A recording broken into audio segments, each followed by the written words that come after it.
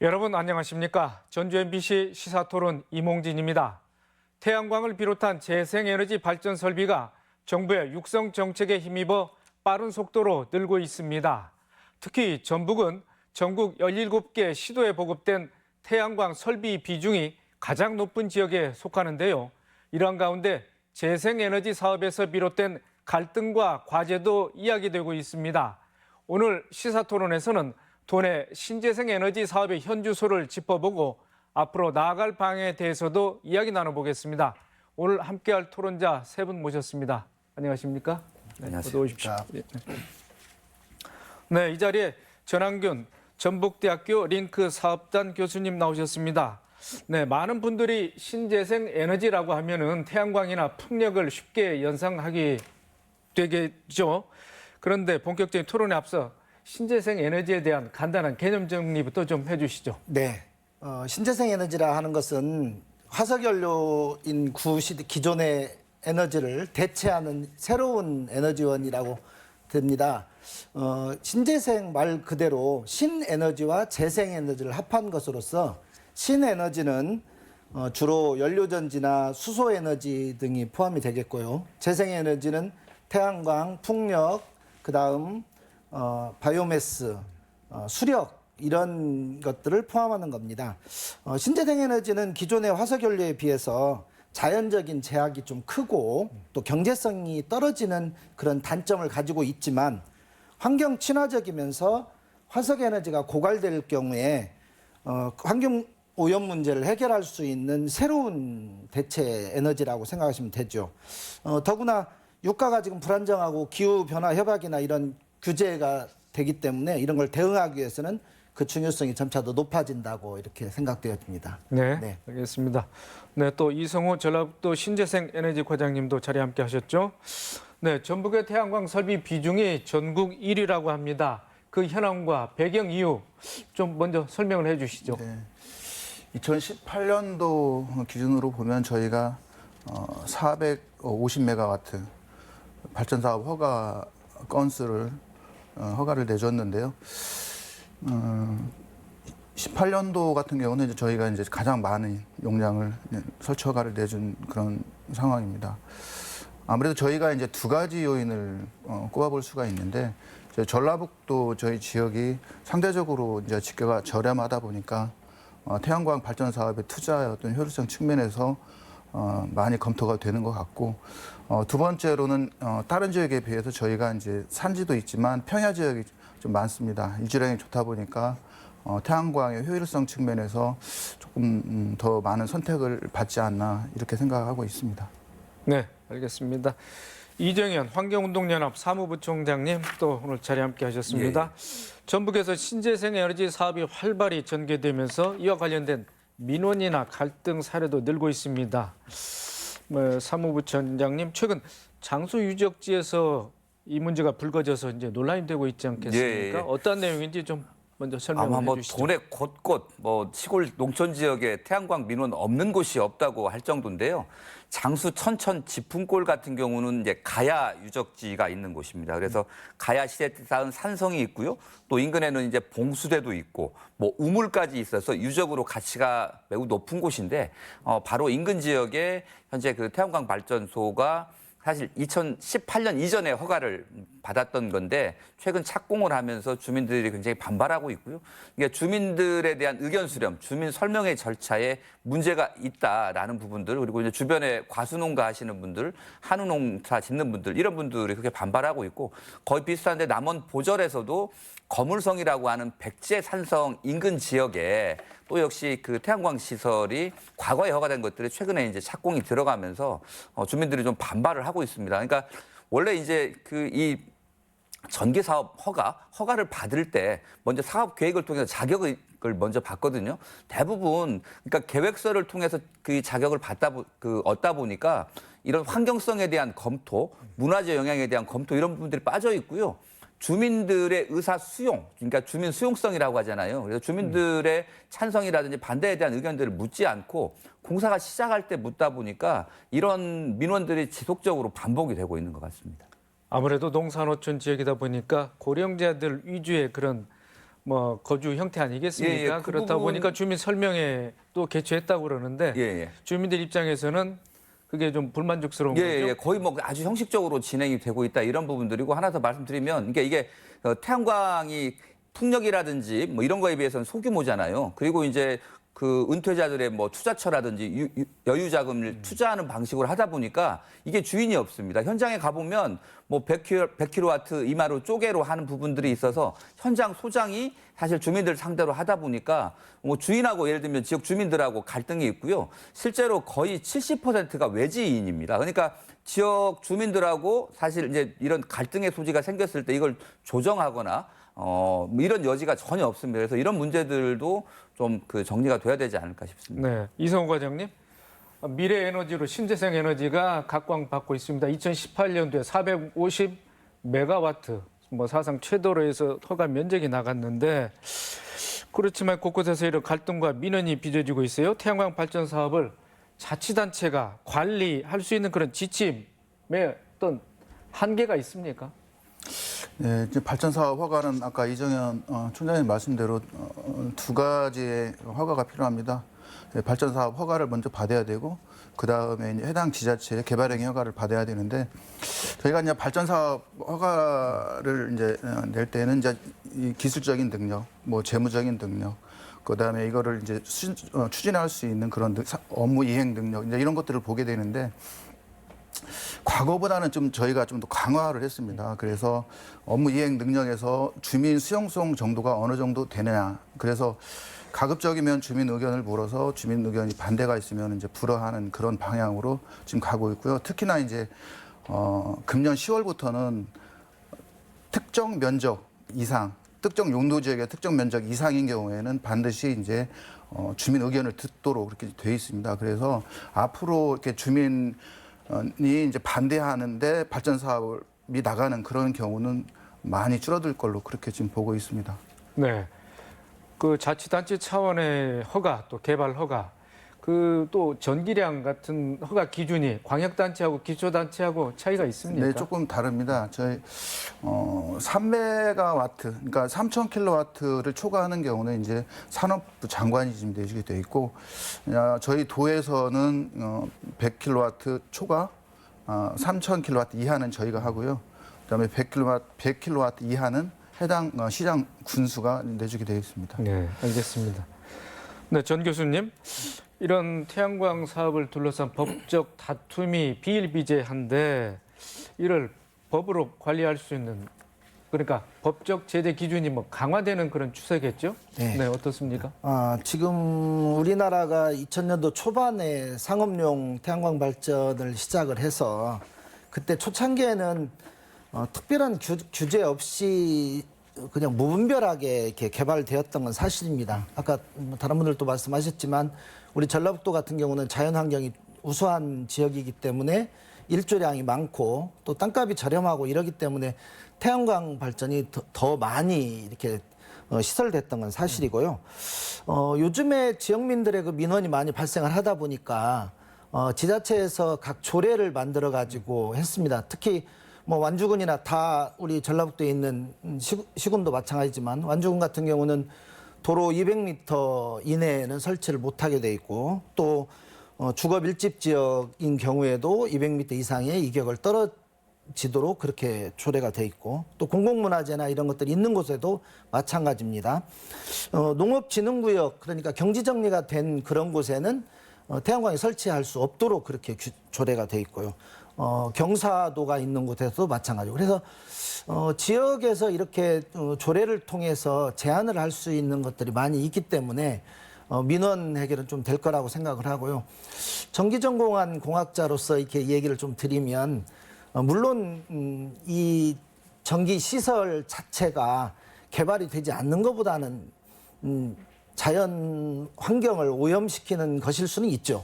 그러나 개발을 전혀 안 하게 되면 우리가 지금 삶의 질을 높이기 위해서는 전기 사용량이 자꾸 늘어나고 있는데 그런 곳에서 전기 발전은 지금 원자력도 중지돼 있고 화력 발전소나 이런 데에서 환경 오염시키는 게 더 많기 때문에 이런 신재생 에너지 쪽으로 천연 환경 친환경 에너지원으로 가는 것은 타당하다고 이렇게 생각이 듭니다. 네, 친환경 에너지, 신재생 에너지가 대세다 그런 말씀인데 뭐 현장에서는 그러나 이런 다툼이 많이 있습니다. 예. 이정현 사무부 저는 장관님 이제 뭐 그래서- 보완할 보완할 수 있는 예, 그런 어쨌든 장치가 뭐가 있을는지 한번 말씀을 정말 해주시죠. 좋은 일은 진짜 잘해야 된다고 생각을 하거든요. 근데 그런 측면에서 태양광은 정말 필요하고 그런 시대적 흐름을 우리가 받아들여야 되긴 하지만 특히나 이제 땅값이 싸다는 이유로 그리고 발전에 좀 뒤처졌다는 이유로 그 너무나 많은 태양광들이 우후죽순 들어서는 그 과정에서 문제는 분명히 좀 인정을 좀 해야 될 것 같습니다. 그래서 사실 이제 산지 태양광 문제는 2018년에 산지관리법이 좀 개정이 되면서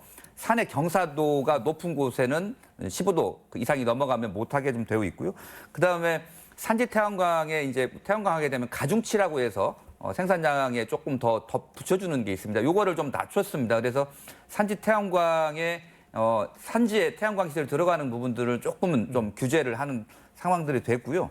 그리고 이제 최근에 이제 산사태 위험이라든지 이런 게 있기 때문에 이 허가 과정에서 산사태 위험도도 좀 반영이 되어 있고요. 이런 부분들이 좀 반영이 되면서 현재는 산지의 태양광 허가 면적이 올해 들어서는 한 10% 정도로 줄어든 걸로 현재 나와 있습니다. 그래서 산지 태양광 부분은 좀 보완이 되고 있는 것 같고요. 그다음에 이제 농촌 태양광 문제가 하나 있는데 이거는 이제 두 가지로 해결할 수 있습니다. 조례로 해결할 수 있는데 하나는 이격거리입니다. 뭐 아까 뭐 완주군 같은 경우가 200m라고 말씀하셨는데 충남 부여 같은 경우는 300m였다가 최근에 1km로 오히려 확대를 했습니다. 이런 부분들이 있고요.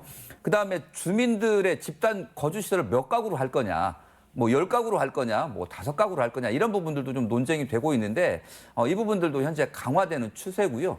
최근에 대법원에서 이제 사업자들이 이렇게 이격거리를 너무 강한 기준을 적용하는 것이 자치단체장의 권한권 남용 아니냐 이런 부분이 있는데 이 부분은 이제 주민의 권리가 좀 우선이 돼야 된다라고 하는 부분에서 해결이 좀 됐습니다. 그래서 이 농촌 태양광 난림 문제는 조례를 좀 더 강화해서 아까 마을과의 거리, 도로와의 거리, 문화재와의 거리, 그다음에 보전 녹지와의 거리 이런 부분들을 좀 잘 꼼꼼하게 따져서 한다라고 하면 이런 갈등들을 좀 많이 줄일 수 있지 않을까 싶습니다. 네, 알겠습니다.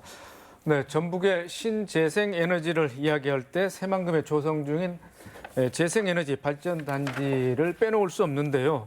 이성우 과장님, 새만금 재생에너지 사업이 2년 전에 발표된 이후 뭐 급물살을 타고 있다고 해도 뭐 과언이 아닌데 현재 발전 규모, 진행 상황 좀 짚어주시죠. 네. 저희가 이제 2018년도 10월 30일 날 대통령을 모시고 새만금 재생에너지 클러스터 비전 선포식을 했고 새만금 권역 내에 3기가와트 그다음에 외해 쪽에 1기가와트급 이상을 조성하겠다 그런 발표를 했습니다. 현재 새만금 권역 내에서 이제 태양광이 이제 주를 이루는데요. 그 중에 2,800 메가와트가 이제 태양광으로 발전단지가 조성이 되는데 그 중에 400 메가와트는 이제 농식품부 소관입니다. 그 30년까지 이제 조성이 될 거고 2,400m가 지금 진행 중입니다. 2,400 메가와트 중에서 육상이 300 메가와트고 수상이 2,100 메가와트인데요. 육상 300 메가와트 중에서 200 메가와트는 금년에 지금 착공이 예정돼 있고 수상 300 메가와트는 이제 한수원이 하게 되는데 그거는 금년도에 이제 착공을 하고 나머지는 이제 내년부터 해서 연차적으로 25년까지 준공할 계획입니다. 네, 26년도에는 거기도 26년에는 1기가와트 규모의 뭐 해상 또는 육상 태양광이 들어가게 됩니까? 그러니까 25년까지 해서 저희가 이제 새만금 권역 내 2.4기가와트의 태양광 풍력단지가 조성이 되고요. 그 다음에 외해 쪽으로 해서 저희가 이제 군산 권역 쪽에 최대 한 2기가와트 정도의 풍력단지를 이제 그 연차적으로 30년까지 이제 진행을 할 계획입니다. 네, 기가와트 이렇게 전기량 단위를 말씀하셨는데 새만금에 조성된 이 재생에너지 4기가와트의 전기량은 어느 정도입니까? 뭐 시청자들이 좀 체감할 수 있도록 좀 설명을 해주시죠. 네, 4기가와트의 전력량이라고 하면 저희 전북 도민의 90%가 1년 동안 사용할 수 있는 그런 전력량이 되겠습니다. 전북 도민 예, 180만 도면의 90%가 90%가 1년 동안 사용할 수 있는 전력 양이 원자로 한 기가 1기 정도 네. 되니까요. 네, 네. 원자로 4기 정도에 대체할 수 있는 전력량이 이제 나온다 이렇게. 우리 이제 정 대략적으로 교수님께서- 이렇게 네. 하면 4기가와트 정도다 그러면 보통 한 가정을 3kW로 계산을 하거든요. 그럼 130만 가구가 사용할 수 있는 전기의 양이다 이렇게 생각하시면 더 쉬울 것 같습니다. 네, 알겠습니다. 정 교수님, 새만금 재생에너지 사업의 경우 발전단지와 함께 재생에너지 클러스터를 조성한다는 데 더 의미가 있다고 그러는데 어떤 내용입니까? 지금 군산 산업단지에 현대중공업 군산조선소하고 GM대우 차들이 그 공장을 폐쇄를 하면서 군산 경기가 상당히 낮은 상태입니다. 현재 군산에 그 열병합 발전소를 세우려고 했다가 지역 주민들의 반발로 인해서 중단된 상태이기도 하고요. 그런데 지금 새만금 지역의 대형 기업체들이 특히 자동차 관련 기업이나 신재생에너지 기업, 오늘도 뉴스에 나온 것처럼 미래자동차 부품연구개발단지가 들었을 거고 또 SK 데이터센터라든가 레나 인터내셔널, 레모이엔지 뭐 이런 굵직굵직한 회사들이 입주 예정을 하고 있습니다. 그러려면 우선 기반 시설인 전력 시설이 갖춰져 있어야 그분들이 공장을 짓고 가동을 하게 되는 거거든요. 그런데 무조건 이 개발에 반대만 하게 되면은 이게 사업 추진을 하기 위해서 필요한 전력 기반 시설이 갖추어지지 않은 곳에서는 사실은 사업 추진하기가 굉장히 어려운 상황이죠. 물론 새만금 개발에서 꼭 이 신재생 에너지만 해야 되느냐 이건 아닙니다. 그러나 일단 그 넓은 부지를 활용해서 신재생 에너지를 개발을 하고 그러려면 우선 전력 기반이 갖춰져야 되고 그런 과정에서 지역 경제가 활성화될 수 있을 거라고 그렇게 생각이 듭니다. 네, 이정현 사무부처장님.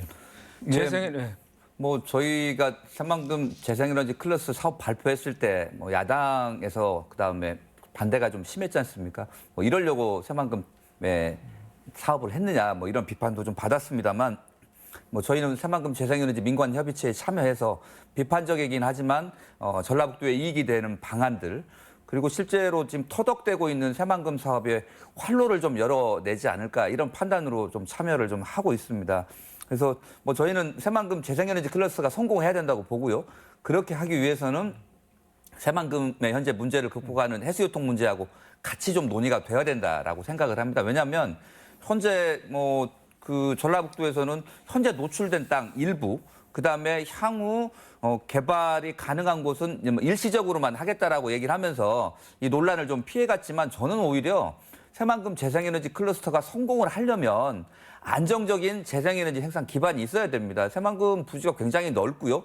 과거 기본계획에서도 재생에너지 용지가 20제곱킬로미터가 그 배정이 돼 있거든요. 근데 이 부분들이 좀 사실상 삼성이 이 사업 빠지면서 사라져 버렸는데 이걸 다시 살려내야 될 겁니다. 그래서 생산하는 시설 그리고 군산의 지금 새만금 산단 지금 1209 전체 면적으로 보면 1.1%밖에 지금 준공이 안 된 상태인데 여기도 비어 있습니다. 이쪽에 최근 얘기하는 아리백 산단이라고 얘기하잖아요. 100% 재생에너지를 사용하는 업체, 그걸 생산하는 업체들이 들어오게 되는 거고 그렇게 하기 위해서는 전라북도가 정부가 이 아리백 새만금에 들어오는 아리백 기업이 있다고 하면 우선 구매를 해주겠다거나 뭐 이런 지원책들을 좀 내놔야 되는데 그런 부분들이 좀 뒤따라가지 않은 게 좀 많이 아쉽다는 판단입니다. 그래서 저는 어쨌든 새만금 재생에너지 클러스터는 지금 새만금의 태양광과 그리고 서남권 풍력 그리고 군산 외 쪽에 들어가는 이 풍력의 생산 기지, 그다음에 연구단지 이런 부분들 많이 들어올 수 있거든요. 그런 측면에서 이 재생에너지 산단을 어떻게 아리백을 중심으로 좀 만들어낼 것인가 이 부분에 대한 사실 연구라든지 또 정부의 지원들을 좀 요구하는 노력이 필요하다고 봅니다. 네. 시청자들의 이해를 돕기 위해서 알리 100 예. 어떤 사업인지 좀 간단히 좀 설명을 해주시죠. 그러니까 그 어떤 제품을 생산하는 과정에 들어가는 전기 에너지를 100% 재생에너지로 쓰겠다라는 겁니다. 그러니까 뭐 실제로 정보를 공급받겠지만 자기들이 생산되는 에너지만큼은 재생에너지에서 공급받겠다라고 하는 거니까 좀 비용이 든다고 하더라도 친환경적인 에너지원을 쓰겠다라고 하는 기업인 거죠. 그런 네. 기업을 좀 밀어주는 제도가 아리백이라 제도라고 보시면 네, 됩니다. 알리100 사업 언급하면서 재생에너지도 말씀하셨습니다. 이성호 과장님, 새만금 재생에너지 사업이 추진되면서 지역과 상생할 수 있는 방안, 즉 주민들을 참여할 수 있는 이런 내용, 그런 사업성의 방향이 지금 검토되고 있지 않겠습니까? 네. 어떤 내용입니까? 지난해 4월 30일 날 지역 상생 방안을 마련을 했습니다. 전체 2,400메가와트 중에서 744메가와트는 주민 참여용으로 한다. 주민들이 투자를 했을 경우에 7%의 수익률을 보전해 준다. 다만 이제 한도는 이제 2천만 원 이하로 하고요. 그 다음에 이제 이 사업을 추진할 때 40% 이상은 지역 내 기업이 시공을 해야 된다. 그 다음에 50% 이상은 이제 기자재를 써야 된다. 이제 이런 조건들이 있습니다. 그래서 이제 그런 조건들을 각 공구별로 이제 공모를 해서 이렇게 까보니까 특정 공구에서는 지역 기자재 사용률이 뭐 90% 이상이 넘었고, 그 다음에 직접적인 투자까지 또 이루어지는 그런 효과들을 거두고 있습니다. 네, 정 교수님, 이런 지역 상생 발전을 목적으로 하는 이런 사업이 뭐 국내에서 그런 사례가 있습니까? 네, 그런 사업들이 굉장히 많이 있죠. 지자체들이 요즘에 특히 광주 전남 지역 같은 경우는 상당히 많은 지원을 지자체들이 지원을 하면서 그 기업들이 유치됐을 때 그분들이 다시 지역에 환원하는 금방 총장님 말씀하셨지만 우리 전라북도 경제를 살리기 위한 그런 대책 마련, 이건 정말 필요하다고 생각을 합니다. 저도 이 새만금 개발이 단순하게 어떤 국가적인 차원에서 개발이 되는 것도 물론 중요하지만 지역을 위해서 필요한 것도 굉장히 중요하다고 생각합니다. 특히 우리 전라북도 같은 경우는 농도기 때문에 저 같은 생각에는 여기에 그 농도에 관련되는 연구 기반 시설이 좀 확충이 되어 가지고 요즘에 그 스마트팜이라는 게 있습니다. 과거에는 농사 짓는 게 기계나 사람의 손으로 의해서 농사를 졌지만 지금은 전부 다 IoT를 결합해 가지고 스마트 그리드 방식으로 농사를 짓기 때문에 훨씬 더 고부가 가치의 농업을 할 수 있거든요. 이렇게 되면 결국은 그 공장이나 그런 것들을 유지하기 위해서 건설에 필요한 인력, 그다음에 또 그 유지 관리하는 인력들이 필요해서 우리 전라북도에 있는 우수한 인재들이 밖으로 유출되는 걸 막을 수 있어서 결국은 우리가 인구 유입 효과도 같이 거둘 수 있다는 이런 장점도 있어요. 그래서 우리 전라북도의 발전을 위한 사업 계획을 세운다면 지역 상생 발전을 하기 위해서 우리 전라북도도 그런 대책도 수립을 하고 저는 이제 대학에 있기 때문에 인력 양성에 대한 게 더 중요하다고 생각을 해요. 우리 전라북도에 있는 우수한 인력들이 밖으로 빠져나가는 것보다는 지역에서 활동하고 생활할 수 있는 그런 기반을 마련해 주는 게 더 좋을 것 같다는 생각이 듭니다. 네, 알겠습니다. 코로나 상황 속에서 그린 뉴딜 정책이 많이 강조되고 있습니다. 정부의 그린 뉴딜 정책과 전라북도의 신재생 에너지 사업이 상생 효과를 낼 거라는 그런 기대감도 그래서 큰데요. 이성호 과장님, 정부의 그린 뉴딜 정책이 아직은 좀 막연하게 느껴지는 것 같습니다. 어떤 정책인지 좀 개괄적으로 설명을 해주시죠. 네, 그린 뉴딜 정책은 그러니까 한국판 뉴딜이 이제 한 분야입니다. 한국판 뉴딜이 이제 디지털 뉴딜이 있고 그린 뉴딜이 있고 사회 안정망 강화에 세 개 분야에 160조를 투자해서 190만 개의 일자리를 만들어내겠다 하는 게 정부 계획이고, 그 중에서 이제 그린 뉴딜에 73조를 투자해서 66만 개의 일자리를 만들어내겠다 하는 계획입니다. 주요 내용을 잠깐 소개를 해드리면, 우선 녹색 생태계 회복을 위해서 도시의 기후 환경 문제를 진단하고 맞춤형 개선을 진행하기 위해서 스마트 그린 도시를 25개를 조성하겠다. 그다음에 국립공원 16개소하고 도시공간 훼손지역 25개소의 생태계를 복원을 하겠다. 그다음에 신재생 에너지를 확산을 해서 지난해에 비해서 3배 이상 확충된 42.7기가와트를 확충을 하겠다. 그다음에 이제 미래 친환경차인 전기차와 수소차를 133만 대를 보급을 하겠다, 그런 계획이 있고, 기타 이제 산업단지의 혁신이랄지, 그다음에 이산화탄소 포집 저장, 활용 기술 이런 쪽에도 투자를 강화하겠다는 게 지금 정부의 계획입니다. 네, 정부의 그런 뉴딜 정책 중에서 우리가 적용할 수 있는 전라북도에서 반영할 수 있는 정책들은 뭐라고 보십니까? 일단은 저희 정부하고 저희가 직접적으로 연결되어 있는 부분들은 신재생 에너지 발전 단지하고 관계되어 있습니다. 아까도 말씀드렸지만 새만금 권역, 그다음에 군산 권역, 서남권 권역에 전체적으로 발전 단지가 조성이 건 8기가와트 정도를 저희가 하게 되거든요. 그럼 그 8기가와트의 발전 단지와 연계된 관련 기업을 이제 육성을 하고 그 기업이 활동할 수 있는 그런 공간을 만들어주고 그다음에 이제 그 기업들이 조금 더 역량을 강화할 수 있게끔 연구 인프라랄지 인력도 양성해 주는 게 저희 목표입니다. 네. 그래. 전 교수님, 정부의 그린 뉴딜 정책과 전라북도의 신재생 에너지 사업의 연계 방안에 대해서 이성호 관장께서 말씀하셨는데 또 그밖에 또 우리가 또 보완해야 될 그런 사업 내용이 있다면 어떤 게 있겠습니까? 네, 저는 아까도 말씀드렸지만 우선 전라북도가 많이 낙후돼 있다는 걸 먼저 방점을 찍고 이렇게 약화된 도심을 살리기 위해서는 친환경적인 첨단 산업체들의 유치가 필요하다고 생각을 하고요. 그다음에 에너지 안보 확보를 위해서 산학관, 산업체와 학교와 지역 지자체가 협의체를 구성해서 운영해야 될 필요성이 있다고 생각을 하고요. 또 기후변화 대응에 대한 녹색혁명을 이루어야 하려면 저탄소 분산형 신재생 에너지를 확보하는 산업이 필요하다. 그러려면 우리 전라북도에 물론 조금의 필요한 뭐 환경 오염이라고 그럴까요? 이런 것들이 발생될 수는 있겠지만 자립형 그린하우스 같은 사업을 좀 추진을 해서 아까도 그 리백 사업의 지원 사업에 대한 말씀하셨지만 그런 부분도 전라북도에서 중점적으로 지원해야 할 필요성이 있다고 생각을 하고요.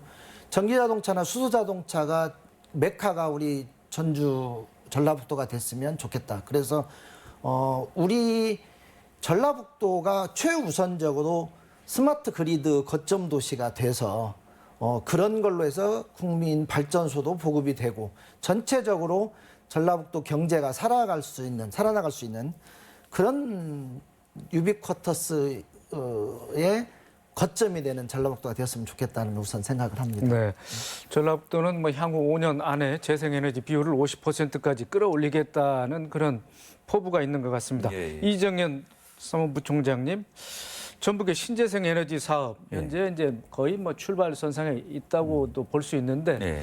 그 속도를 내기 위해서는 어떠한 대책이 필요하다고 보십니까? 저는 속도보다도 안전운전이 좀 필요하지 않나 싶습니다. 그러니까 아까 사업 내용들은 다 이야기하셨고 거기에 뭐 크게 이견은 없습니다. 이제 다만 이게 이제 거의 시작 단계인데 저는 원칙과 방향을 제대로 정해야 된다고 생각을 합니다. 예를 들어서 새만금 재생에너지 클러스터 2.4기가 중에서 2.1기가가 지금 수상 태양광이잖아요. 근데 예를 들면 현재 해수등 논란이 있는 상황인데 이 수상 태양광 부지에다가 현재 원래 계획은 가토제를 쌓는 거였습니다. 방수제를 또 쌓는 거죠. 그러니까 저는 이거는 굳이 예산 낭비라고 생각을 하고 또 수질을 악화시키는 원인이기 때문에 불역식 방파제를 놓게 되면 물도 개선이 되고 또 그 수상 태양광은 어느 정도 고정이 되고 또 향후에 갯벌이라든지 바다 생태계로 복원할 가능성이 많습니다. 이런 부분들을 고려해서 수상 태양광 해야 된다. 또 하부 구조물을 FRP라고 하는 미세 플라스틱을 발생시키는 이런 거 쓰지 말고 알루미늄이라든지 안전한 구조체로 쓰자. 그러니까 저는 새만금이 안전한 태양광, 그 지속 가능한 재생에너지의 하나의 모델들을 만들어 나가야 된다고 생각을 하거든요. 그런 측면에서 또 한 가지 원칙은 환경영향 평가 정말 잘해야 됩니다. 그러니까 여기가 2.4기가인데 100메가 이상부터 환경영향 평가 받아야 되거든요. 근데 최근에 보면 육상 태양광이 100메가씩 쪼개기로 가는 부분들이 있습니다. 근데 이렇게 환경영향 평가 제대로 안 받고 태상풍력하고 하다 보니까 어민들이 신뢰하지 못하는 거잖아요. 계속 반발하고 나서는 겁니다. 그래서 저는 이번 기회에 환경영향 평가 제대로 받고 그다음에 주민 수용성 공익기금을 조성해서 지역사회에 에너지 전략 캠페인하고 에너지 효율을 높일 수 있는 사업들을 지원해 주는 거. 그래서 이런 상생 효과들이 같이 나아가는 그런 방향들을 이 새만금과 전라북도가 원칙들을 잘 만들어줘야 정부의 투자라든지 이런 부분들도 계속 이어지지 않을까 싶습니다. 네. 이 부총장님, 그러면 해외 사례에서 신재생 에너지 사업의 문제점을 극복할 수 있는 이런 어떤 예, 그러니까 예. 힌트를 얻을 수 있습니까? 네, 어떤- 있습니다. 그러니까 지금은 저희가 이제 많이 받아들였는데 주민 수용성이라고 해서 주민 참여 지분을 높인다거나 주민들이 투자할 수 있게 만든다거나 또 주민들이 협동조합을 통해서 지분을 가지고 참여한다거나 이렇게 얘기할 수 있는데요. 독일 같은 경우는 거의 900여 개의 그 시민 참여형 협동조합들이 있고요. 풍력발전기 같은 경우도 주민들이 만들어낸 풍력발전기들이 있습니다. 이런 부분들을 해야 되고요. 최근에 이제 해상풍력 문제가 이제 앞으로 논란이 좀 쟁점이 될 것 같은데 이게 지금 고창에서 60메가 하면서 환경의 평가를 안 받았습니다. 근데 너도나도 지자체마다 지금 해상풍력 하겠다고 하거든요. 근데 중요한 건 사업자가 어디다 하겠다라는 게 아니고요. 사전 입지. 이거는 뭐 해수부가 할 수도 있고요. 중앙정부가 우리나라 삼면이 바다인 곳에서 바람의 조건과 어업 환경들 여러 가지를 고려를 했을 때 요 정도가 해상풍력 얼마 정도 할 수 있겠습니까라고 하는 사전 계획들. 외국에서는 이런 단계를 먼저 거치거든요. 그리고 아까 말한 대로 환경영향 평가에 지역 주민들이 장기간 참여할 수 있도록 모니터링에 참여하고 있습니다. 저는 이런 부분들은 반드시 배워와서 적용해야 된다고 생각을 합니다. 네. 전한경 교수님께서는 어떻게 생각하십니까? 저도 그 의견에 동감합니다. 우선 안전성이 확보가 돼야 된다고 생각을 하고요. 그다음에 그런 것들이 우리나라가 사실은 급속도로 발전되는 경제 발전을 꾀하다 보니 너무 그 환경이라든가 이런 부분을 좀 무시하고 갔던 부분이 사실이었던 것 같아요. 근데 이제 지금은 이제 어느 정도 우리 국민들의 국민성이라든가 삶의 질들이 많이 높아져 있기 때문에 그런 게 대한 개선도 필요하다고 생각을 하는데요. 그런데 물론 이제 이게 가장 중요한 것은 이게 개발을 안 하고 내버려 두면 가장 이상적인 환경 조건이 되겠지만 개발이 전혀 없을 수는 없는 거고 거기에 맞춰서 가려면 최대한 국민들의 의견도 듣고 정부의 방침이라든가 지자체장의 그런 인식들을 가지고 사업을 추진을 하고 계획성 있게 추진을 한다면 충분히 그런 문제는 해결될 거라고 생각합니다. 네, 알겠습니다. 네, 지금까지 전라북도의 신재생 에너지 사업의 현주소와 새만금 재생에너지 사업의 진행 상황 그리고 그린 뉴딜 정책의 방향성과 과제에 대해서 짚어봤는데 오늘 출연자들께서 못다 하신 말씀이나 강조할 대목이 있으면 마무리 발언으로 듣고 이 시간 마치도록 하겠습니다. 먼저 이성우 과장님. 네. 신재생 에너지 사업은 저희 전라북도가 잘할 수 있는 그런 사업이다. 그렇게 생각을 하고 있습니다. 저희가 이제 발전단지를 조성을 하고 관련 기업을 이제 유치를 하는 부분. 그다음에 두 번째로 발전단지를 조성을 할 때 주민 참여형 사업으로 진행을 해서 거기에서 나오는 이익을 우리 도민이 같이 향유할 수 있는 그런 방향으로 저희가 이 사업을 추진하고 있습니다. 전라북도의 신재생 에너지 사업에 도민 여러분의 많은 관심과 성원을 부탁드리겠습니다. 네, 이어서 이정현 사무국장님. 전라북도가 잘할 수 있는 사업이라고 했는데 저는 제대로 정말 잘해야 된다고 생각하면서요. 그 전북 에너지 자립마을이라고 하는 운동을 저희가 핵폐기장 이후에 지역에서 꽤 오랫동안 진행을 해왔습니다.